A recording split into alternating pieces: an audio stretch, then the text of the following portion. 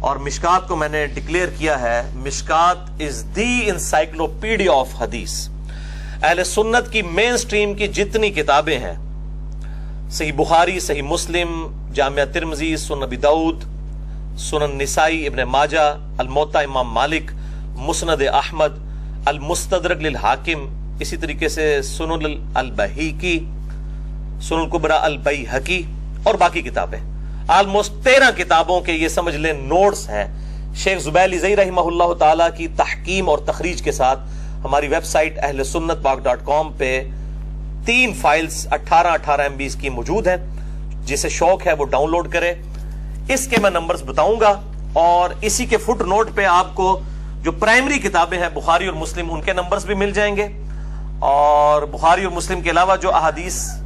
ہیں ان کے نمبرز اور ان کے اوپر حکم بھی لگا ہوا آپ کو انشاءاللہ تعالی اس میں مل جائے گا. اور اس کے تعارف پہ میں نے الگ سے ایک ڈیٹیل لیکچر بھی ریکارڈ کروایا ہے، وہ ضرور دیکھیں. مسئلہ نمبر 111B، مشکات المصابیح کا مکمل تعارف. تو یہ 10 احادیث، اس میں سے پہلی حدیث صحیح بخاری اور صحیح مسلم کی متفق علیہ حدیث ہے، اور مشکات میں اس کا نمبر ہے 1223 1223. اور یہ بڑی مشہور حدیث ہے جس سے آپ کو یہ بات پتا چلے گی کہ چاہے شب قدر ہو یا کوئی اور رات ہو، اس میں جو فضائل و برکات ہیں وہ کسی نہ کسی درجے میں روزانہ رات کے اندر آخری تہائی پہر کے اندر موجود ہیں. اور یہ بڑی مشہور حدیث ہے. آپ صلی اللہ علیہ وآلہ وسلم نے فرمایا ہر رات، یعنی 355 دن قمری اعتبار سے اور 365 دن سولر ایئرز کے اعتبار سے، ہر رات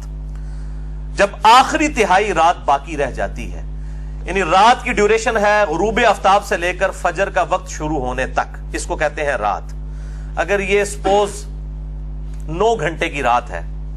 تو اس کو 3 پہ ڈیوائیڈ کر لیں تو آخری جو 3 گھنٹے ہوں گے، ہر رات تمہارا رب آسمان دنیا پر نزول فرماتا ہے جیسا کہ اس کی شان کے لائق ہے، اور پوچھتا ہے کوئی ہے جو مجھ سے دعا کرے کہ میں اس کی دعا قبول کروں،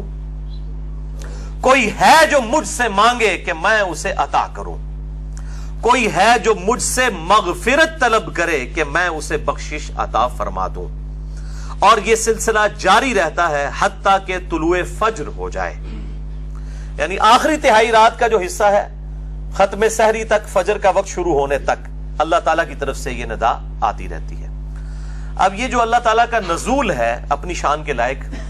یہ متشابہات میں سے ہے، اور اس میں دونوں ایکسٹریمز ہیں. ایک طرف جو ہے وہ جہمیہ ہیں جو بالکل باطل تعویلات کرتے ہیں ان کی، اور دوسری طرف جو ہے وہ مجسمہ ہیں جو اللہ تعالیٰ کے لیے بالکل فزیکل جس طریقے سے مثالیں دی جاتی ہیں وہ مثالیں بیان کرتے ہیں. یہ دونوں اہل سنت کی مین سٹریم سے ہٹے ہوئے ہیں،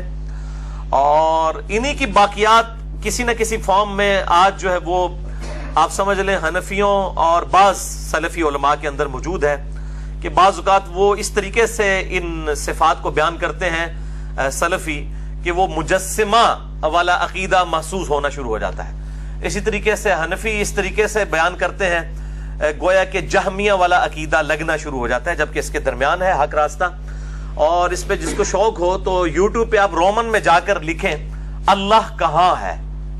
یا انگلش میں بھی لکھ دیں ویئر از اللہ، تو سب سے ٹاپ پہ انشاءاللہ میرا کلپ کھل جائے گا جو میرا خیال ہارڈلی 11-12 منٹ کا کلپ ہے. اسی طریقے سے استواء علی العرش کے حوالے سے بھی میرا کلپ ہے 10-12 منٹ کا، وہ بھی آپ کو مل جائے گا. آج اس کی ڈیٹیل میں جانے کی ضرورت نہیں ہے. دوسری حدیث پرٹیکولرلی بالخصوص شعبان المعظم کی فضیلت سے ریلیٹڈ ہے، اور یہ بڑی مشہور حدیث ہے اور بڑی کریٹیکل حدیث ہے. میں اس کا نمبر بھی بتا دیتا ہوں. سنن نسائی میں ہے 2359 انٹرنیشنل نمبر کے مطابق، اور دور حاضر میں 2 بڑے محدثین شیخ زبیر علیزئی رحمہ اللہ تعالی المتوفى 1435 ہجری اور شیخ ناصر الدین البانی رحمہ اللہ تعالی المتوفى 1999 عیسوی، ان دونوں نے اس کی تحکیم کی ہے صحت کے ساتھ. اور مشکات میں آپ کو یہ حدیث تو نہیں ملے گی، لیکن شیخ زبیر صاحب نے جو شعبان المعظم پہ ضعیف روایت تھی اس کے فٹ نوٹ پہ لکھ دیا کہ یہ شعب الایمان امام بیہقی کی کتاب کی روایت تو ضعیف ہے، لیکن یہ روایت صحیح ہے جو یہ میں بیان کرنے جا رہا ہوں۔ 1305 نمبر 1305 مشکات میں جو حدیث ہے اس کے فٹ نوٹ پہ یہ حدیث شیخ زبیر صاحب نے سنن نسائی کی لکھ دی ہے۔ اسامہ ابن زید رضی اللہ تعالیٰ عنہ کہتے ہیں کہ میں نے نبی صلی اللہ علیہ وسلم سے پوچھا، اے اللہ کے محبوب صلی اللہ علیہ وآلہ وسلم، کیا وجہ ہے کہ میں آپ کو رمضان المبارک کے بعد کسی اور مہینے میں اتنے روزے رکھتا ہوا نہیں دیکھتا جتنے روزے آپ شعبان المعظم کے مہینے میں رکھتے ہیں؟ تو آپ صلی اللہ علیہ وسلم نے فرمایا کہ یہ جو مہینہ ہے جو رجب اور رمضان کے درمیان ہے، یعنی شعبان، یہ ایسا مہینہ ہے کہ اکثر لوگ اس کی فضیلت سے غافل ہیں۔ یہ بڑی امپورٹنٹ بات ہے، اکثر لوگ اس کی فضیلت سے ناواقف ہیں اور غافل ہیں، غافل کے الفاظ ہیں، جبکہ یہ ایسا مہینہ ہے کہ جس میں اعمال اللہ کے حضور پیش کیے جاتے ہیں، اور میں اس لیے کثرت سے روزے رکھتا ہوں، اور بخاری مسلم کی حدیث میں آتا ہے کہ بعض اوقات آپ نے شعبان کا پورا مہینہ ہی روزے رکھے ہیں۔ میں اس لیے کثرت سے روزے رکھتا ہوں کہ میری یہ خواہش ہے کہ جب اللہ تعالیٰ کے حضور شعبان کے مہینے میں میرا نامہ اعمال پیش ہو تو میں روزے کی حالت میں ہوں، روزے کی حالت میں میرا نامہ اعمال پیش ہو۔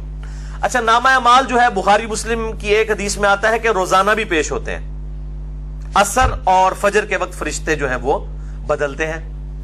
اسی طریقے سے اسی کانٹیکسٹ میں ایک حدیث ہے صحیح مسلم میں اور جامعہ ترمذی میں موجود ہے اور مشکات میں ہے 2056 کہ آپ صلی اللہ علیہ وآلہ وسلم ہر پیر اور جمعرات کا روزہ رکھتے تھے۔ پوچھا گیا کیوں رکھتے ہیں، تو فرمایا ہر پیر اور ہر جمعرات کو نامہ اعمال اللہ کے حضور پیش ہوتے ہیں، میری خواہش ہے کہ میں روزے کی حالت میں میرا نامہ اعمال اٹھایا جائے۔ یعنی ہفتہ وار بھی پیشی ہوتی ہے پیر اور جمعرات کو، روزانہ جو ہے عصر اور فجر کے وقت، اور ہفتے میں پھر وہ کمبائنڈ فارم میں، جس طرح ہمارا بھی ہوتا ہے کہ ایک سال کا بجٹ آتا ہے پھر مہینوں پہ ڈیوائیڈ ہوا ہوتا ہے، پھر منی بجٹس ہوتے ہیں، تو اللہ تعالیٰ کا بھی جو سال کا پورا سیشن ہے وہ شب قدر ہے جو رمضان کے آخری عشرے کی طاق راتوں میں ہے، اور جو ہفتہ وار ہے وہ اس اعتبار سے پیر اور جمعرات اور روزانہ فجر اور عصر کے وقت، اور سال میں ایک مہینہ اللہ تعالیٰ نے مخصوص کیا ہے، ایک تو ایک رات ہے نا، ایک مہینہ بھی مخصوص ہے، وہ شعبان المعظم کا مہینہ ہے اس حدیث کے تحت۔ اچھا، اسی کانٹیکسٹ میں ایک اور حدیث بھی ہے جو صحیح مسلم میں ہے اور مشکات میں اس کا نمبر ہے 2045 کہ آپ صلی اللہ علیہ وسلم سے جب پیر کے روزے کے بارے میں پوچھا گیا تو آپ نے فرمایا فیہ ولدت وفیہ انزل علیہ، کہ میں پیر کا روزہ اس لیے رکھتا ہوں کہ اس دن میں پیدا ہوا اور اسی دن مجھ پر پہلی دفعہ وحی نازل ہوئی، یعنی اللہ تعالیٰ نے آپ کو مبعوث فرمایا۔ نبی پیدائشی طور پہ نبی ہوتا ہے لیکن مبعوث اس وقت ہوتا ہے جب اللہ تعالیٰ کی طرف سے حکم اس کی طرف آتا ہے۔ تیسری حدیث بھی بخاری اور مسلم دونوں میں موجود ہے، مشکات میں ہے 2036۔ اما عائشہ رضی اللہ تعالیٰ عنہ کہتی ہیں کہ میں نے رمضان المبارک کے علاوہ آپ صلی اللہ علیہ وآلہ وسلم کو کسی بھی اور مہینے میں اتنے روزے رکھتے ہوئے نہیں دیکھا جتنا کہ شعبان کے مہینے میں روزے کثرت کے ساتھ رکھتے ہوئے دیکھا ہے۔ چوتھی حدیث صحیح مسلم سے مشکات میں ہے 2036، اس میں اما عائشہ کے الفاظ ہے کہ آپ صلی اللہ علیہ وسلم شعبان کا پورا مہینہ ہی روزہ رکھا کرتے تھے۔ اب یہ دونوں طرف تطبیق آپٹیمل سولوشن یہ ہوگا کہ اکثر آپ کا عمل یہ تھا کہ آپ صلی اللہ علیہ وسلم پورا مہینہ ہی روزہ رکھا کرتے تھے شعبان کا، بسا اوقات بیچ میں سے چھوڑ بھی دیتے تھے، اور یہ دونوں یعنی آپ صلی اللہ علیہ وسلم سے اعمال ثابت ہیں۔ پانچویں حدیث بھی صحیح مسلم سے، آپ دیکھ لیں یہ ساری کی ساری حدیث بخاری اور مسلم سے ہیں سوائے ایک سنن نسائی والی حدیث، اور مشکات میں ہے 2046 صحیح مسلم کے ریفرنس سے کہ اما عائشہ رضی اللہ تعالیٰ عنہ کہتی ہیں کہ آپ صلی اللہ علیہ وسلم ہر مہینے 3 روزے رکھا کرتے تھے اور اس چیز کی بھی پرواہ نہیں کرتے تھے کہ وہ کن ایام میں ہوں، یعنی آپ صلی اللہ علیہ وسلم 3 روزے تو کم از کم رکھا کرتے تھے مہینے کے، ہر ہفتے میں بھی 2 روزے ہوتے تھے، وہ 8 روزے الگ ہیں پیر اور جمعرات کے، اس کے علاوہ مہینے میں 3 روزے، لیکن اس کی پرواہ نہیں کرتے تھے کہ کن دنوں میں ہوں۔ لیکن ایک عمومی عمل ہے وہ ایام 20 کا ہے، یہ 20 الپس بیضا ہم اردو میں بھی استعمال کرتے ہیں، یعنی جن دنوں میں چاند گول ہو جاتا ہے وہ ایام بیز، عربی میں بید کہلائے گا، دعاد آتا ہے اینڈ پہ، اور اردو میں بیز، با یا اور دعاد۔ جن دنوں میں چاند گول ہوتا ہے انہیں کہتے ہیں ایام بیز، 13، 14 اور 15 چاند کی راتیں ہیں، ان میں آپ صلی اللہ علیہ وسلم کا عمومی عمل تھا۔ ویسے اگر یہ نہ بھی رکھیں تو باقی دنوں میں ضرور 3 روزے مہینے کے پورا کیا کرتے تھے، اور اس حوالے سے وہ چھٹی حدیث ہے،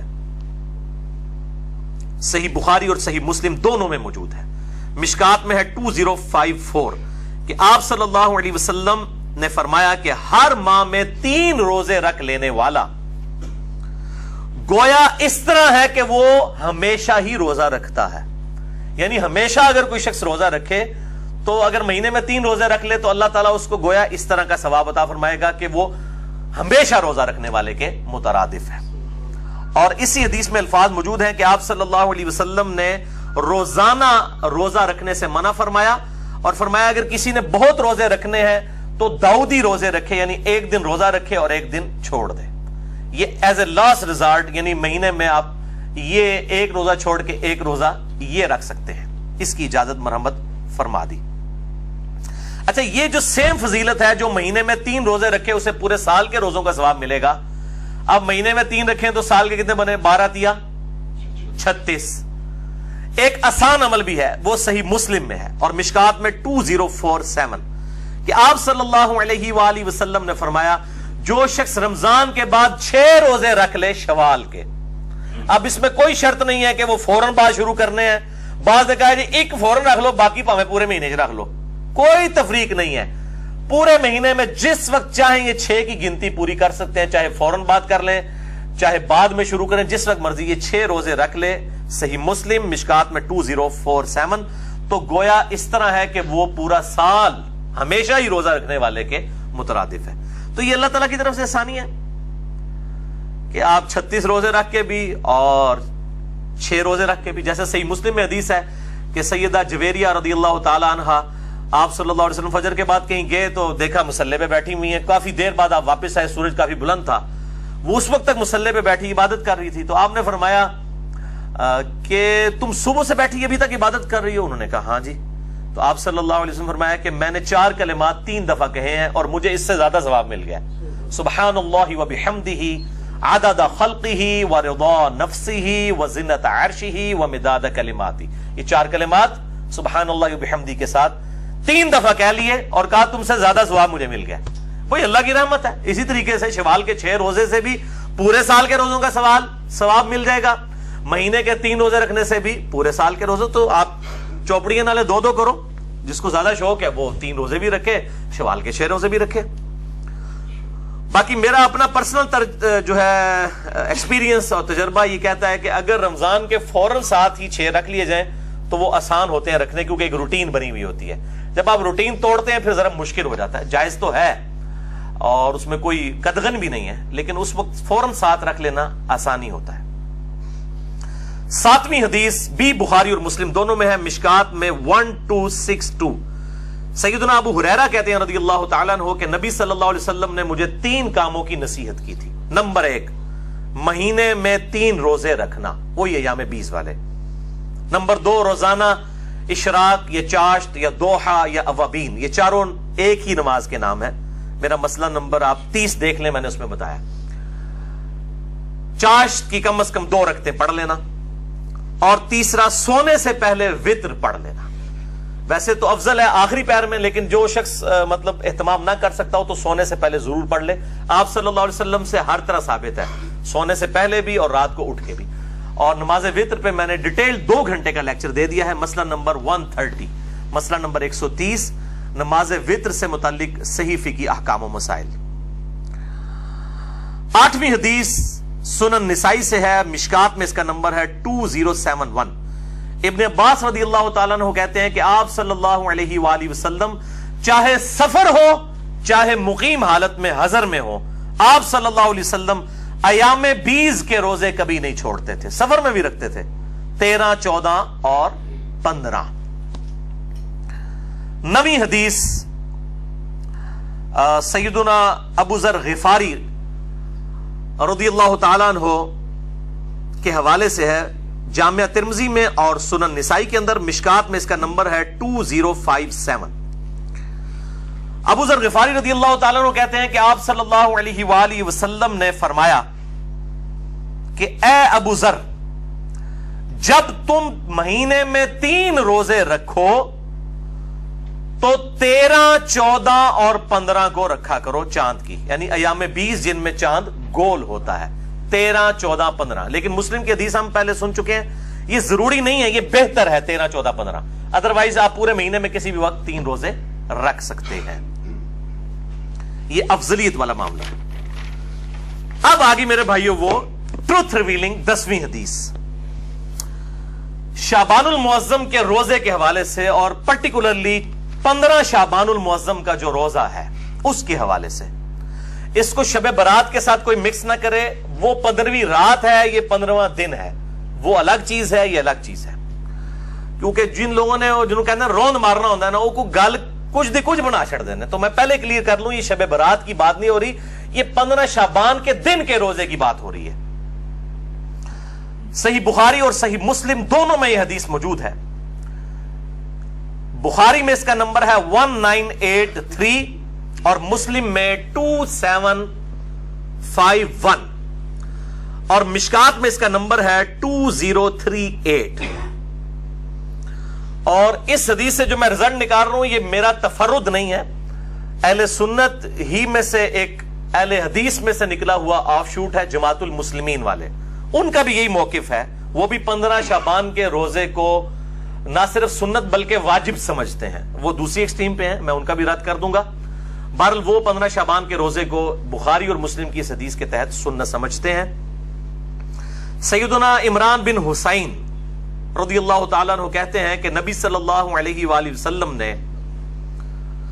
مجھ سے یا کسی اور شخص سے یہ بات پوچھی، اب وہ تابعی کو یاد نہیں کہ انہی سے پوچھی تھی یا کسی اور صحابی سے۔ کیا پوچھا؟ اصمت من سرر شعبان، کیا تم نے شعبان، سرر شعبان، یہ سرر عربی میں 2 معنوں میں استعمال ہوتا ہے، ایک تو یہ اردو میں بھی ہم سرے کے طور پہ بھی استعمال کرتے ہیں نا، شعبان کے سرے کا روزہ رکھا ہے، یا وہ سرا ہوگا پہلا عشرہ یا ہوگا تیسرا عشرہ، اور ایک جو سرر کا معنی ہے وہ درمیان اور بیچ بھی آتا ہے، کھوکھلی چیز، سینٹر کے لیے بھی یہ سرر کا لفظ استعمال ہوتا ہے، اور یہ اپروپریٹ ٹرانسلیشن ہے کیونکہ اس کو سپورٹیو ایک اور حدیث ہے جو میں انشاءاللہ آن کیمرہ بھی دکھا دوں گا انشاءاللہ۔ تو تم نے سرر شعبان یعنی شعبان کے بیچ کا روزہ رکھا ہے؟ تو انہوں نے عرض کیا نہیں یا رسول اللہ صلی اللہ علیہ وآلہ وسلم۔ تو آپ نے فرمایا پھر جب تم رمضان کے روزے مکمل کر لو تو شوال کے اندر 2 روزے رکھ لینا، یعنی یہ ایک روزہ چھوٹا ہے، اب اس کے بدلے 2 روزے رکھ لینا، یہ ترغیب دلانے کے لیے، کوئی واجب نہیں، ترغیب دلانے کے لیے، یعنی وہ اس کے ایکویلنٹ 2 روزے ہو جائیں گے۔ بعض لوگ اس طرف گئے کہ یہ جو بیچ والا شعبان ہے اس سے مراد ایام 20 کے 3 روزے ہیں، بھائی اگر 3 چھوڑے ہوتے تو اس کے بدلے 6 رکھوائے جاتے یا کم از کم 3 کو کم کر کے تو آپ نے 2 نہیں کروانے تھے، لاجیکلی 3 کو 3 تو رکھنا چاہیے تھا، تو اس سے مراد ایک ہی روزہ ہے 15 شعبان کا سینٹر کا، اور اس کے ایکویلنٹ پھر کہا گیا اگر وہ رہ جائے تو شوال میں 2 روزے رکھ لو۔ یہ حدیث بخاری اور مسلم دونوں میں ہے۔ صحیح مسلم میں ایک اس کا طریق ہے جس نے بالکل یہ ایمبیگوٹی جو ابہام ہے وہ دور کر دیا، انٹرنیشنل نمبر کے مطابق 2745 ہے، یہ مشکات میں موجود نہیں ہے، مسلم میں ہے، اور اس میں سرر شعبان کی جگہ لفظ ہے سرتی ھذا الشہر۔ سرہ کہتے ہیں عربی میں ناف کو، ناف تقریباً جسم کے سینٹر میں ہوتی ہے، یہ آپ سمجھ لیں سینٹر آف گریوٹی ہے انسان کا، ناف، نیول ہم انگلش میں کہہ دیتے سے۔ تو یہ سرہ وہ آتا ہے نا تحت السرہ اور فوق السرہ، ناف کے اوپر ناف کے نیچے، اعلی سرہ، تو اس میں سرتی ھذا الشہر ہے۔ صحیح مسلم 2745۔ یہ حدیث میرے بھائیوں میں نے گھر میں نہیں بنائی، یہ میں سب سے زیادہ چونکہ مسئلہ اہل حدیث کو ہوگا، میں اہل حدیث کا ترجمہ ہی دکھانے لگا ہوں۔ صحیح مسلم شریف مکتبہ اسلامیہ کی چھپی ہوئی، علامہ وحید الزمان صاحب کا ترجمہ ہے، انٹرنیشنل نمبر کے مطابق یہ چھپی ہوئی ہے صحیح مسلم۔ اس میں میں آپ کو حدیث دکھا دیتا ہوں، اور اس کے اوپر امام نووی نے جو ہیڈنگز باندھی ہوئی ہیں، چونکہ مسلم کے باب امام نووی نے باندھے ہیں، المتوفا 676 ہجری، امام مسلم نے باب نہیں باندھے تھے، انہوں نے بھی اس حدیث کو لیا ہے کہ یہ شعبان کے بیچ میں جو روزہ آتا ہے اس سے ریلیٹڈ ہے، کنارے والا نہیں ہے۔ کنارے والی یہ حدیث جو ہے الگ ہے، وہ مسلم میں 2751 ہے اور بخاری میں 1983، لیکن وہ بھی پھر اس کی وجہ سے بیچ ہی معنی لیا جائے گا۔ جب 3 معنی بن رہے ہیں تو وہ ہوگا جہاں پہ سرہ کے الفاظ ہیں۔ یہ حدیث دکھا دیں جی 2745، یہ عربی بھی اور ساتھ اس کا ترجمہ بھی، یہ جہاں پہ میری انگلیاں ہیں اسی صرف پیج کو کور کرنا ہے، ذرا بڑا کر کے نظر آئے، اور یہ سیم وہی حدیث ہے عمران بن حسین والی رضی اللہ تعالیٰ عنہ، یہ الگ سے کوئی حدیث نہیں، اور اس میں بھی وہی الفاظ ہیں کہ آپ نے پوچھا کیا تم نے اس مہینے کے سرہ میں روزہ رکھا ہے؟ روزے بھی کہہ سکتے ہیں، روزہ بھی، دونوں طرف جاتا ہے، لیکن روزہ والا معاملہ درست ہے کیونکہ اس کے بدلے پھر کہا گیا ہے کہ 2 روزے رکھنے ہیں اگلے طریق کے اندر جو 2751 ہے۔ تو انہوں نے کہا نہیں، تو آپ صلی اللہ علیہ وآلہ وسلم نے فرمایا کہ پھر شوال میں 2 روزے رکھنا۔ اس میں تو یہ والے الفاظ نہیں ہیں سرر والے، لیکن اس میں سرہ والے ہیں، لیکن اس میں یہ موجود ہے جب تم افطار کرو تو 2 روزے رکھنا، یعنی جب رمضان کی افطاریاں گزر جائیں تو شوال میں 2 روزے۔ تو یہ سرہ کے الفاظ ہیں، ناف کے سینٹر کے، اور یہ بالکل صحیح معنی بنتا ہے۔ اور اب سرر کا معنی شعبان کا آخری کنارہ تو ویسے نہیں لیا جا سکتا، کیونکہ شعبان کے اینڈ پہ آپ صلی اللہ علیہ وآلہ وسلم نے مخصوص کر کے روزہ رکھنے سے منع فرمایا، کیونکہ پھر رمضان کا پروٹوکول ڈسٹرب ہو جائے گا۔ جیسا کہ صحیح مسلم میں آتا ہے کہ فرض نماز جہاں پہ پڑھی ہے وہاں پہ آپ سنتیں نہ پڑھیں بلکہ بکھر کے پڑھیں تاکہ وہ پروٹوکول ڈسٹرب نہ ہو۔ اسی طریقے سے رمضان کے پروٹوکول کو ڈسٹربنس سے بچانے کے لیے کہا گیا شعبان کے آخری عشرے میں جو 2-3 دن ہیں ان کے اندر آپ نے روزہ نہیں رکھنا۔ اور ایک اور حدیث ہے جو اس کو سپورٹیو ہے، جامعہ ترمذی اور سنن ابن ماجہ میں اور مشکات میں 1974، کہ آپ صلی اللہ علیہ وآلہ وسلم نے فرمایا جب شعبان کا نصف ہو جائے تو پھر اس کے بعد روزے مت رکھو۔ اس سے بھی یہ بات پتہ چل گئی کہ وہ سرر شعبان سے مراد صرف نصف ہی لیا جا سکتا ہے، آخری عشرہ نہیں لیا جا سکتا۔ البتہ ایک ایکسیپشن ہے جو صحیح بخاری اور صحیح مسلم میں ہے، مشکات میں 1973، وہ پچھلی تھی مشکات میں 1974، یہ 1973، کہ آپ صلی اللہ علیہ وآلہ وسلم نے فرمایا تم میں جو رمضان پائے وہ رمضان سے پہلے 1 یا 2 دن جو ہے ان میں شعبان کا روزہ نہ رکھے، ہاں مگر یہ کہ جو شروع سے رکھتا چلا آ رہا ہو، یعنی جو پورا شعبان روزے رکھ رہا ہے اس کو اجازت ہے کہ وہ شعبان کے آخری دنوں میں بھی روزے رکھ سکتا ہے، لیکن کوئی مخصوص کر کے آخری 2 دنوں کے روزے نہیں رکھے گا۔ اس حوالے سے یہ بات بالکل کلیئر ہو گئی۔ تو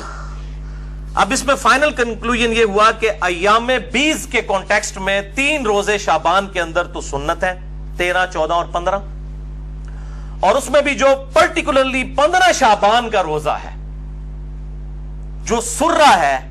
سینٹر ہے اس کا، جو صحیح مسلم میں ہم نے حدیث پڑھ لی 2745، اس کے تحت وہ روزہ رکھا جائے گا۔ اور جماعت المسلمین والوں کی وجہ سے مجھے یہ چیز پہلی دفعہ ایکسپلور ہوئی، پھر میں نے خود بھی تحقیق کی،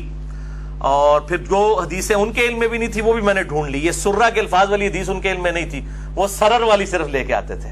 ہم نے اس میں ویلیو ایڈیشن کی ہے، سرہ والی حدیث بھی ڈھونڈ دی ہے الحمدللہ۔ تو لیکن وہ کہتے ہیں یہ واجب ہے، واجب نہیں ہے، واجب تو 10 محرم کا روزہ نہیں ہے جو فرض تھا۔ بخاری اور مسلم میں حدیث ہے کہ 10 محرم کا روزہ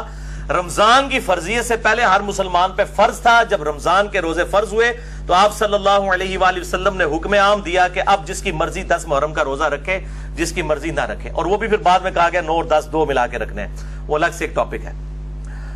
تو جب 10 محرم کا روزہ جو رمضان سے پہلے فرض تھا اس کی فرضیت ختم ہو گئی رمضان کی وجہ سے، تو یہ 15 شعبان کا روزہ کیسے واجب یا فرض ہو سکتا ہے؟ بہرحال سنت ہے، اور اس کی ترغیب دلائیں، اس کے اوپر مٹی ڈالی ہوئی تھی لوگوں نے، اور وہ فوراً فکر پڑ جاتی تھی نہیں جی وہ 15 شعبان کے روزے کی بات کریں گے تو لوگ شب برات منانا شروع کر دیں گے۔ یہ تو اسی طریقے سے صحیح مسلم میں حدیث ہے قبروں پہ جاؤ تاکہ آخرت کی یاد آئے، تو کوئی کہنے جی یہ مسلم کی یہ حدیث نہ بیان کریں، لوگ قبروں پہ جائیں گے تو قبروں سے مانگنا شروع کر دیں گے۔ یہ وہی چیز ہے کہ ناک میں مکھی بیٹھے تو ناک ہی کاٹ دو، بھائی مکھی کو اڑائیں آپ۔ تو یہ جو علماء کے فرقہ وارانہ تعصب پر مبنی رویے ہیں، اب آج تو زیر عتاب اہل حدیث علماء میں، اس کے علاوہ بھی جو بریلوی دیوبندی ان کے اندر اس سے زیادہ خرابیاں پائی جاتی ہیں، اہل تشیع کے اندر اس سے زیادہ خرابیاں پائی جاتی ہیں۔ میں سب کو مطلب پرٹیکولر کر رہا ہوں، ظاہر ہے کہ بعض اوقات کسی ایک کا دن ہوتا ہے، آج چونکہ ان کا دن آیا ہوا ہے، اور اس کے بعد اب بریلیوں والا معاملہ شروع ہو جائے گا۔ شب برات کے حوالے سے کوئی روایت بھی صحیح سند سے ثابت نہیں، البتہ ایک تابعی کا قول ہے، میں وہ بیان کر دوں گا انشاءاللہ تعالی۔ تو یہ جو روزہ ہے اب 1438 ہجری جو یہ سال اب ہے ہجری اعتبار سے، اس میں جو شعبان المعظم 1438 ہجری کا جو 15 شعبان کا روزہ ہے وہ آ رہا ہے 12 مئی 2017 کو۔ آج 6 مئی 2017 ہے، 12 مئی 2017 جمعے کے دن، اور بخاری اور مسلم میں حدیث موجود ہے، ابو داؤد میں ذرا وضاحت کے ساتھ ہے، آپ صلی اللہ علیہ وسلم نے اکیلے جو ہے وہ جمعے کا روزہ اور اکیلا ہفتے کا روزہ رکھنے سے منع فرمایا، لیکن اسی مسلم کی حدیث میں الفاظ ہیں جو میں آگے چل کے وہ حدیث بیان بھی کر دوں گا کہ اگر یہ جو جمعے کا روزہ ہے یہ بیچ میں آ جائے یا کوئی خاص ایک مخصوص ٹائم کے اوپر آ جائے پھر وہ ایکسیپشن ہے، یعنی اگر 10 محرم آ جاتی ہے جمعے والے دن، یا اسی طریقے سے یوم عرفہ کا روزہ آ جاتا ہے جمعے والے دن، تو پھر اب یہ نہیں دیکھا جائے گا کہ جمعے کا روزہ منع ہے تو یوم عرفہ کا بھی روزہ نہیں رکھیں گے، نہیں، یا ہفتے والے دن آ جائے تو روزہ رکھا جائے گا، البتہ بالکل مخصوص کر کے، جس طرح یہودیوں نے ہفتے کا دن کر لیا اور عیسائیوں نے اتوار کا دن، اس طریقے سے مخصوص کرنے کو آپ صلی اللہ علیہ وآلہ وسلم نے منع فرمایا ہے، اور یہ حدیث صحیح مسلم میں ہے 2684 اور مشکات میں ہے 2052 کہ آپ صلی اللہ علیہ وآلہ وسلم نے فرمایا تم میں سے کوئی شخص شب جمعہ کو قیام کے لیے اور جمعے کے دن کو روزے کے لیے مخصوص نہ کر لے سوائے اس کے کہ تمہارے روزوں کے درمیان وہ آ جائے۔ اگر وہ کوئی ایسا معاملہ ہے جو علیحدہ سے فضیلت موجود ہے، یا آپ کنزیکٹیو روزے رکھ رہے ہیں یا الگ سے فضیلت ہے، اس کی پھر ایکسیپشن ہے، اور بیسیکلی یہود و نصارہ کی مخالفت کے لیے بات کی گئی، لیکن افسوس امت صرف جمعے کی نماز ہی پڑھتی ہے اکثر، حالانکہ آپ صلی اللہ علیہ وسلم نے کہا کہ اس طرح کے سے تم نہ بن جانا یہودیوں کی طرح اور عیسائیوں کی طرح، نعوذ باللہ من ذالک۔ تو 15 شعبان 1438 ہجری بمطابق 12 مئی 2017 اسلام آباد میں ختم سحری جو ہے وہ 3:30 ہے، اور آپ جہلم کا نکالنا ہے تو آپ 3 منٹ مائنس کر لیں، اور اسلام آباد میں افطار جو ہے وہ پورے 7 بجے ہے۔ یہ دارالاسلام کا جو کیلنڈر ہے جو پرو مسلم سافٹ ویئر سے بھی آپ میچ کر لیں تو آپ کو یہی ٹائم ملے گا۔ 12 مئی 2017 کو 15 شعبان المعظم کا جو روزہ ہے رکھنا ہے انشاءاللہ تعالی، اور اس کی ترغیب بھی دلائیں، اور 13 14 15 3 رکھ لیں تو زیادہ بہتر ہے، بل 15 کا جو روزہ ہے وہ 12 مئی 2017 کو اسلام آباد میں 3:30، تو یہاں ہوگا 3:27 ختم سحری، اور افطار جو ہے وہ 7 بجے، اور یہاں پہ آپ 6:57 بن جائے گا جہلم میں۔ تو میں پھر کلیئر کر دوں کہ یہ 15 شعبان کے روزے کی بات کر رہا ہوں، شب برات کے روزے کی بات نہیں میں کر رہا، یہ دو الگ چیزیں ہیں، ان کو بالکل مکس نہ کریں۔ باقی پھر بھی کسی نے روند مارنا ہے تو اس کا تو کوئی علاج نہیں ہے، ہم صرف بات کھول کر بیان کر سکتے ہیں، اس کے بعد اگر کوئی بیچ میں سے ایسی چیزیں نکالنا شروع کر دے تو اس کا پھر کوئی علاج نہیں ہے، وہ پھر پبلک خود فیصلہ کر لیتی ہے کہ یہ کون سی بات صحیح ہو رہی ہے اور کون سی غلط۔ اب میرے بھائیوں 5 ضعیف الاسناد احادیث شب برات کے حوالے سے، اور ایک صحیح سند کے ساتھ جو قول ہے ایک تابعی کا، میں وہ بیان کروں گا، لیکن اس کی ڈیٹیل میں جانے سے پہلے آپ ایک دفعہ درود شریف پڑھ لیجئے۔ اللہم صلی علی محمد وعلی آل محمد کما صلیت علی ابراہیم وعلی آل ابراہیم انک حمید مجید، اللہم بارک علی محمد وعلی آل محمد کما بارکت علی ابراہیم وعلی آل ابراہیم انک حمید مجید۔ 15 شعبان کی رات جسے عرف عام میں شب برات کہا جاتا ہے، چھٹکارے کی رات، حالانکہ یہ چھٹکارے کی رات دراصل حقیقت میں جو قرآن کی روح سے چھٹکارے کی رات ہے اور تقدیر کے فیصلوں کی رات ہے، وہ رمضان کے آخری عشرے کی تاک راتوں میں سے ایک رات ہے، میں انشاءاللہ اس پہ احادیث بھی بیان کر دوں گا۔ بہرحال یہ 5 احادیث پبلک میں مشہور ہیں، 5 کی 5 ضعیف ہیں، سن لیجئے۔ پہلی حدیث جامعہ ترمذی اور سنن ابن ماجہ سے ہے، مشکات میں ہے 1299، بڑی مشہور حدیث ہے۔ اما عائشہ رضی اللہ تعالیٰ عنہ کہتی ہیں آپ صلی اللہ علیہ وآلہ وسلم کو میں نے ایک رات بستر پہ نہیں پایا تو میں آپ کو ڈھونڈتے ہوئے نکلی، تو آپ صلی اللہ علیہ وآلہ وسلم بقیع غرقد تشریف لے گئے تھے، بقیع قبرستان میں، اور آپ صلی اللہ علیہ وآلہ وسلم نے وہاں پر یعنی دعا فرمائی، اور اما عائشہ کہتی ہیں کہ میں آپ صلی اللہ علیہ وآلہ وسلم سے پہلے ہی واپس آ گئی تو آپ صلی اللہ علیہ وسلم نے مجھ سے مخاطب ہو کر فرمایا کہ کیا تم نے یہ گمان کیا تھا کہ اللہ اور اس کا رسول تم سے خیانت کریں گے؟ یعنی سانس پھولا ہوا تھا تو آپ کو پتا چل گیا کہ یہ میرے پیچھے آئی تھی، یعنی مراد یہ کہ تم یہ سمجھی کہ میں کسی اور زوجہ کے پاس چلی گئی، اور وہی اما عائشہ نے کہا کہ ہاں میں یہی سمجھی تھی۔ تو آپ نے فرمایا یہ بے شک نصف شعبان کی رات ہے، یعنی 15ویں رات ہے شعبان کی، 14 اور 15 کی درمیانی رات۔ اس رات اللہ تعالیٰ آسمان دنیا پر نزول فرماتا ہے جیسا کہ اس کی شان کے لائق ہے، اور بنی کلب کی بکریوں کے بالوں سے بھی زیادہ لوگوں کی مغفرت کر دیتا ہے۔ لیکن یہ روایت ہے ضعیف۔ ڈاکٹر طاہر القادری صاحب یہ روایت پڑھتے پڑھتے ٹھٹک گئے، کیونکہ اس کے آگے لکھا تھا امام ترمذی نے کہ روایتی جعلی ہے۔ لیکن یہ علماء اتنے بے شرم ہیں اور بالکل خیال نہیں کرتے ہیں کہ آدھی حدیثیں پڑھتے ہیں، اور چلے کوئی جاہل ہو تو ہم اس کو بینیفٹ آف ڈاؤٹ دے سکتے ہیں، لیکن اگر کوئی عالم اس طرح کی کام کرے گا تو اس کو تو پھر ہم نہیں چھوڑیں گے۔ یہ بے شرمی کی انتہا ہے اور علمی خیانت کی انتہا ہے۔ ٹھٹک گئے۔ آگے کے الفاظ ہیں، امام ترمذی کہتے ہیں کہ یہ روایت منقطع ہے، سب سے شدید جرح ہے کہ راویوں کی ملاقات ہی نہیں ہے آپس میں، اور وہ کہتے ہیں اس میں جو تبع تابعی ہے یحییٰ بن کثیر، اس کی ملاقات تابعی عروہ سے ثابت نہیں جو سیدہ عائشہ کے بھانجے تھے، اور جو تبع تابعی ہے حجاج، اس کی ملاقات یحییٰ بن کثیر سے سما ثابت نہیں ہے۔ اور پھر ساتھ امام ترمذی نے لکھا کہ میں نے اپنے استاد امام بخاری رحمہ اللہ تعالی جنہوں نے صحیح بخاری لکھی ہے ان سے جب اس حدیث کے بارے میں پوچھا تو انہوں نے بھی کہا یہ حدیث صحیح نہیں ہے، یہ حدیث ضعیف ہے، اور یہ سارے حکم انہوں نے بتائے۔ البتہ ایک حدیث ہے صحیح مسلم میں 2256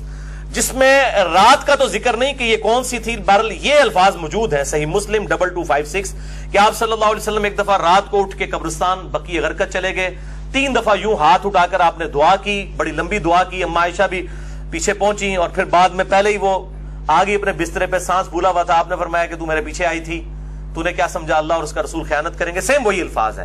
پھر آپ نے فرمایا کہ جب تم سوئی ہوئی تھی، لیٹی ہوئی تھی، میں نے گمان کیا کہ تم سو گئی ہو، میرے پاس جبرائیل آئے تھے، انہوں نے مجھے اللہ کا پیغام دیا کہ جا کر بقیع غرقد میں جو دفن ہے مسلمان ان کے لیے دعائے مغفرت کریں، تو میں ان کی دعائے مغفرت کے لیے بقیع غرقد قبرستان میں آیا اور 3 دفعہ ہاتھ اٹھا کے دعا کی۔ اس سے یہ بھی بات پتہ چلی کہ بعض جو سلفی علماء کا یہ موقف ہے کہ قبر کے سامنے ہاتھ اٹھا کے دعا نہیں کر سکتے، وہ بالکل باطل ہے۔ قبر کے سامنے ہاتھ اٹھا کے دعا کر سکتے ہیں، اور اس میں یہ نہیں ہے کہ وہ قبر والے سے مانگ رہے ہیں، وہ آپ اللہ ہی سے مانگ رہے ہیں۔ نبی صلی اللہ علیہ وسلم نے بقیع غرقد قبرستان میں 3 دفعہ ہاتھ اٹھا کے دعا کی، صحیح مسلم 2256۔ بلکہ المستدرک للحاکم میں موجود ہے کہ تمہارا رب حیا فرماتا ہے اس شخص سے جو ہاتھ اٹھا کے دعا کرے کہ اسے محروم لوٹائے۔ ہاتھ اٹھا کے دعا کرنا یہ افضل عمل ہے، اور آپ ہر دعا کے لیے، ایون نماز کے بعد بھی آپ اجتماعی دعا کی بات نہیں کر رہا، الگ سے جو آپ دعا ہاتھ اٹھا کے کریں تو زیادہ بہتر ہے، نہ بھی اٹھائیں تب بھی ٹھیک ہے۔ ہم ٹائلٹ میں جاتے وقت ہاتھ اٹھا کے دعا کرنے تو نہیں جاتے، کر کے جاتے، یا بسم اللہ جو ہم پڑھتے ہیں کھانے سے پہلے ہاتھ اٹھا کے تو نہیں، دونوں طریقے سے بہتر ہے کہ آپ ہاتھ اٹھا کے کریں، اس سے بغیر بھی بالکل ثابت ہے۔ دیکھ لیں میں ساتھ کتنے چھوٹے چھوٹے مسائل بتا دیتا ہوں، اور یہی جو مسلم کی حدیث ہے 2256 اسی میں وہ دعا ہے، السلام علیکم اہل الدیار من المؤمنین والمسلمین وإنا انشاء اللہ بکم للاحقون نسأل اللہ لنا ولکم العافیہ، جو قبرستان جانے کی دعا ہے کہ اے اس قبرستان کے رہنے والے مسلمان مرد و عورت، مومنین مرد و عورت، ہم تم پر سلامتی بھیجتے ہیں، اور ہم تم سے اللہ کے حضور جو ہے وہ عافیت کا سوال کرتے ہیں، بے شک ہم بھی مر کے تمہارے پاس آنے والے ہیں، اپنے لیے بھی اور تمہارے لیے بھی اللہ کے حضور ہم عافیت کا سوال کرتے ہیں۔ دوسری حدیث شعب الایمان، امام بیہقی کی کتاب میں ہے 1305، مشکات کے اندر اس کا نمبر ہے، اور یہ ویسے پرائمری کتاب ہے امام بیہقی کی شعب الایمان۔ اما عائشہ کہتی ہیں کہ 15 شعبان کی رات تھی، اس کے بارے میں آپ صلی اللہ علیہ وآلہ وسلم نے فرمایا کہ 15ویں رات کو اس سال پیدا ہونے والے اور اس سال فوت ہونے والوں کے نام لکھ دیے جاتے ہیں، اسی رات اعمال اوپر چڑھتے ہیں اور لوگوں کا رزق بھی لکھ دیا جاتا ہے۔ یہ سارے فضائل قرآن کے اندر سورہ القدر سورت نمبر 97 میں تقدیر کے فیصلے کی رات، اور سورہ الدخان کے اندر شب قدر کے بارے میں آئے ہیں۔ اور میرا اصول یہ ہے کہ اگر کوئی حدیث جس کو محدثین بھی ضعیف کہہ رہے ہوں اور وہ قرآن سے بھی ٹکرا رہی ہو تو اس کو ریجیکٹ کرنا بالکل آسان کام ہے۔ اس حوالے سے وہ حدیث بھی میں انشاءاللہ بعد میں بتا دیتا ہوں۔ تو یہ روایت بھی منقطع ہے۔ اس میں ابن حارث جو تابعی ہے اس کی سیدہ عائشہ سے کوئی ملاقات ثابت نہیں ہے، یہ منقطع روایت ہے. اور دوسرے طریق میں ابن کثیر العبدی ضعیف راوی ہے. البتہ جو شعبان میں اعمال اللہ کے حضور چڑھائے جاتے ہیں وہ حدیث ٹھیک ہے، سنن نسائی 2359 جو ہم آلریڈی ڈسکس کر چکے ہیں. تیسری حدیث سنن ابن ماجہ سے ہے 1306 مشکات کے اندر اس کا نمبر ہے. اور اس حدیث کو وہ ضعیف جمع ضعیف برابر ہے حسن کا فارمولہ لگا کے شیخ البانی نے صحیح کہا ہوا ہے. اور اس میں مجھے ایک لطیفہ بھی ضمناً یاد آ گیا. آج سے کئی سال پہلے اسلام آباد میں ایک اہل حدیث عالم جو ہے وہ بریلویوں پہ گرج رہے تھے، یہ بدعت ہے اس رات میں عبادت کرنا، کوئی ثابت نہیں، کوئی حدیث نہیں. تو میں نے ان کو ایک چٹ لکھ کے بھیجی کہ آپ کے جو روحانی ابا جان ہے محدث اعظم سعودیہ شیخ ناصر الدین البانی، انہوں نے تو یہ سنن ابن ماجہ کی روایت کو جو مشکات میں 1306 ہے اس کو تو صحیح کہا ہوا ہے. تو مہربانی کر کے یہ جتنا غصہ ہے یہ البانی پہ بھی نکالیں آپ. تو اگر آپ کہتے ہیں اس کی اجتہادی غلطی ہے تو ان بیچاروں کو بھی اجتہادی غلطی کہہ کے چھوڑ دیں. یعنی آپ نے دوگلی پالیسی کیوں رکھی ہے؟ یا کم از کم پبلک کو بتائیں تو صحیح. لے جی بے شرمی کی انتہا، اس بندے نے چٹ بھی پڑھی ہے لیکن بیان نہیں کیا. اپنے بابے سب کو ہی پیارے ہیں، ہمارا بابا ہمیں پیارا تو وہی صاحب ہے، بابے سب کو پیارے ہیں. یہ بابوں کا فتنہ بڑا خطرناک ہے، چاہے وہ کسی بھی شکل میں نکل آئے. تو یہ مجھے ضمناً بات یاد آ گئی اسی حدیث کے حوالے سے. ابو موسیٰ اشعری رضی اللہ تعالیٰ عنہ کہتے ہیں کہ نبی صلی اللہ علیہ وسلم نے فرمایا بے شک اللہ تعالیٰ شعبان کی 15ویں رات اپنے بندوں پر خصوصی توجہ فرماتا ہے اور تمام مخلوق کو بخش دیتا ہے سوائے نمبر 1 مشرک کے اور نمبر 2 کینہ رکھنے والے کے. یہ انتہائی سخت ضعیف روایت ہے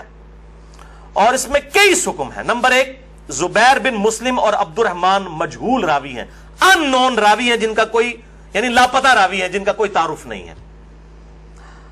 دوسرا ابن لہیہ اور ولید بن مسلم، یہ دونوں مدلس ہیں اور عام سے روایت کر رہے ہیں اور سما کی تصریح کوئی نہیں ہے. اور شیخ زبیر صاحب نے مشکات 1306 کے فٹ نوٹ پہ لکھا کہ اس کی جو سند ہے یہ ظلمات میں ڈوبی ہوئی ہے،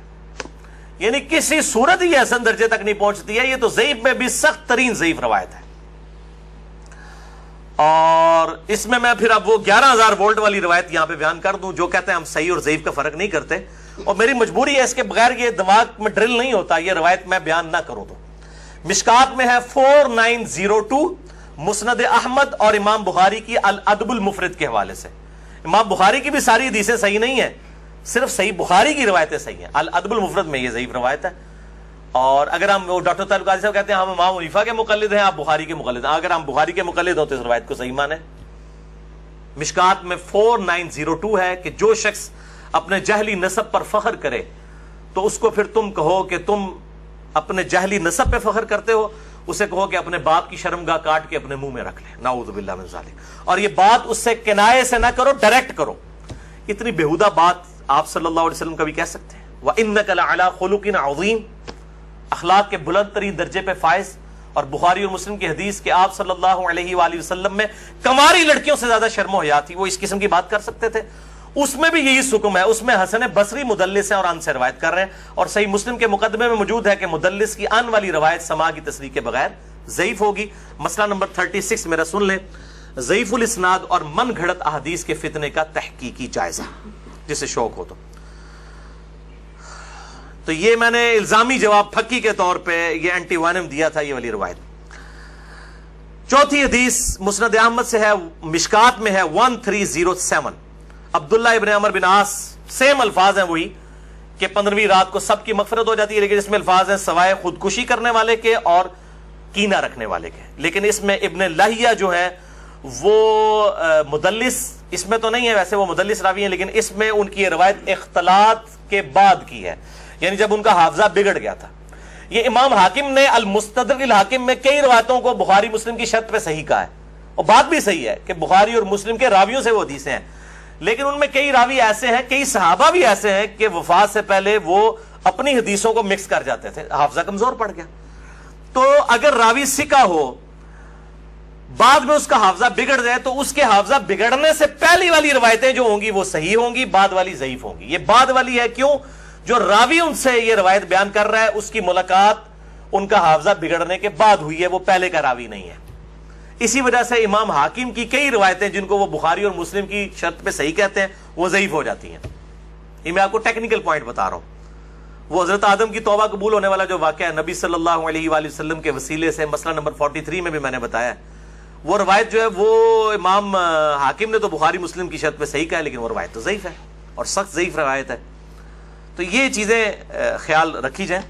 اور یہاں پہ میں ایک ضمناً اور بات بھی عرض کر دوں کہ یہ اہل تشیع کے ہاں بھی شعبانیہ منایا جاتا ہے 15 شعبان کی رات کو. وہ شب برات نہیں منا رہے ہوتے ہیں، وہ امام محمد بن حسن عسکری کا یوم ولادت مناتے ہیں. ان کے ہاں بھی یہ کانسیپٹ نہیں ہے شب برات والا،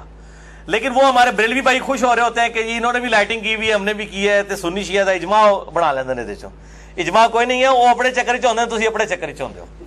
ٹھیک ہے، اسی اپنے چکر چ اسی اپنی آخرت دی فکر چ. تو وہ امام محمد بن حسن عسکری کا یوم ولادت. 5ویں حدیث سنن ابن ماجہ سے ہے، مشکات میں 1308. مولا علی رضی اللہ تعالیٰ عنہ علیہ السلام سے ہے کہ جب شعبان کی 15ویں رات ہو تو آپ صلی اللہ علیہ وسلم نے فرمایا دن کا قیام کرو، رات کا قیام کرو، دن کا روزہ رکھو. اب دن کا روزہ الگ سے صحیح مسلم وہ 45 نمبر حدیث تھی اس سے ثابت ہے، اس کی وجہ سے میں نہیں، وہ الگ سے، کیونکہ غروب آفتاب سے طلوع فجر تک آسمان دنیا پر اللہ تعالیٰ نزول فرماتا ہے اور کہتا ہے کوئی مغفرت کا طالب کہ میں اسے بخش دوں، ہے کوئی رزق مانگنے والا کہ میں اسے عطا کروں، ہے کوئی عافیت چاہنے والا کہ اسے عافیت دوں. اور یہ سلسلہ طلوع فجر تک حتی مطلع الفجر، وہ جو سورہ قدر میں شب قدر کے بارے میں آتا ہے، یہ وہی الفاظ ہیں. یہ روزانہ ہوتا ہے، تہائی رات آخری جب رہ جاتی ہے. بخاری مسلم کے حوالے سے میں حدیث بیان کر چکا ہوں. تو 15 شعبان کا روزہ جو ہے وہ معاملہ بالکل الگ ہے. اس حوالے سے اور کئی روایتیں ہیں. شیخ زبیر علی زئی رحمہ اللہ تعالیٰ نے ایک پورا مضمون لکھا تھا جو مقالات کی پہلی جلد کے اندر وہ مضمون موجود ہے. جسے شوق ہے تو وہ پڑھ سکتا ہے. 14-15 صفحوں کا مضمون ہے جس میں انہوں نے یہ ساری بحثیں اس کی ضعیف روایتوں کے حوالے سے کی ہیں، اور انہوں نے ہی ایک صحیح قول بھی ایک تابعی کا لکھا. لیکن چونکہ تابعی کا قول مقطوع ہوتا ہے اور تابعی اگر کوئی غیب کی بات کرے گا تو وہ ضروری نہیں کسی صحابی سے سنی ہو، وہ کسی دوسرے تابعی سے بھی سن سکتا ہے. صحابی کی غیبی خبر جو ہے نا بیان کی ہوئی وہ امپلائڈ ہے کہ نبی صلی اللہ علیہ وآلہ وسلم سے سنی ہے. صحابی کی جو مرسل ہے وہ ایکسیپٹیبل ہے، اسے ہم موقوف روایت کہتے ہیں. تابعی کی مرسل ایکسیپٹیبل نہیں، اس کو ہم مقطوع کہتے ہیں. یہ غیبی خبر سے متعلق ہے، لیکن یہ تابعی تک قول ثابت ہے. اس کا مطلب یہ ہوا کہ اس زمانے میں بھی یہ مسئلہ موجود تھا. مکحول تابعی ہیں شام کے، یہ مشہور تابعی ہیں، اور ان کے بارے میں مشہور ہے کہ اکثر مرسل روایتیں چھوٹے ہوئے واسطوں والی بیان کرتے تھے. شعب الایمان امام بیہقی کی کتاب میں انٹرنیشنل نمبر کے مطابق 3671 نمبر یہ روایت ہے. وہ کہتے ہیں کہ 15ویں شعبان کو اللہ تعالیٰ زمین والوں کی طرف متوجہ ہوتا ہے 15ویں شعبان کی رات کو، اور کافر اور کینہ رکھنے والے کے سوا سب کو بخش دیتا ہے. اب یہ روایتیں اتنی زیادہ ہیں کہ اس کی وجہ سے بعض اہل حدیث علماء کا بھی یہ موقف ہے کہ کچھ نہ کچھ اس کی اصل موجود ہے. اکثر تو نہیں مانتے لیکن کچھ اہل حدیث علماء بھی مانتے ہیں، اور دیوبند بریلوی تو ویسے ہی مانتے ہیں. اور میرا موقف شروع سے جو تھا وہی ہے کہ میں ہمیشہ فتویٰ نہیں لگاتا، خود کرتا نہیں ہوں، کسی پہ فتویٰ نہیں لگاتا. میرا مسئلہ نمبر 44 پرانا بھی سن لیں اور اب یہ نیا بھی آج ریکارڈ ہو رہا ہے. میرا موقف وہی تھا 5 سال پہلے بھی، اور باقی میں خود کیوں نہیں کرتا، جب تک کوئی چیز اتھینٹیکیٹ نہ ہو جائے تو نہیں کرنی چاہیے. یہ اکثر کہتے ہیں نیکی کا کام ہے، خیر ہے کرنے دو جی. لوگ سال کے بعد اگر کوئی نکلی ہے عبادت کے لیے، تو میرے بھائی سال کے بعد لوگ عید کی نماز کے لیے نکلتے ہیں، تو آپ عید کی اذان کیوں نہیں دیتے ہیں لوگوں کو بلانے کے لیے؟ نہیں جی ثابت نہیں ہے. تو کیا ثابت نہ ہوئی تو کیا ہوا؟ گناہ کا کام تو نہیں ہے، دے دیا کریں اذان. سال بعد لوگوں نے عید پڑھنے کے لیے نکلنا ہوتا ہے. پکیجے الزامی جواب، اینٹی وینم لاجیکل آنسر. تو کہیں گے نہیں جی ثابت نہیں. بھئی آپ کا تو فارمولہ تھا ثابت ہو یا نہ ہو، نیکی کا کام ہے تو کر لیں. تو عید کی اذان دے دیں، جنازے کی اذان دے دیں. کیوں نہیں دیتے؟ کہتے ہیں جی نبی صلی اللہ علیہ وآلہ وسلم سے ثابت نہیں. ہم بھی یہی کہہ رہے ہیں. اور پھر اس حدیث کو بھی یاد کر لیں جو صحیح مسلم میں 2684 اور مشکات میں 2052 ہے کہ آپ صلی اللہ علیہ وآلہ وسلم نے جمعے کے دن کو اور جمعے کی رات یعنی شب جمعہ کو قیام کے لیے مخصوص کر لینا، یعنی میں نے صرف یہ اسی میں ہی قیام کرنا ہے، اس سے منع فرمایا ہے. اور الا یہ کہ کسی کے روزے پہلے سے چلتے آ رہے ہوں یا کوئی پرٹیکولر روزہ آ جائے، جس طرح 10 محرم کا روزہ آ گیا یا یوم عرفہ کا، وہ رکھ سکتا ہے، اس کے علاوہ نہیں. اور بیسیکلی مقصد تھا مخالفت یہود و نصارہ کی. یہودیوں نے ہفتے کے دن کو مخصوص کیا اور عیسائیوں نے اتوار کو، تو کہیں مسلمان جمعہ ہی نہ پھاڑ لین خالی، اور پھر بھی مسلمان بعد نہیں ہے، انہوں نے جمعہ پھاڑ لیا ہے، خیال ہونا پھر بھی کوئی نہیں کیا، وَلِعَوْذُ بِاللَّهِ تَعَالَى۔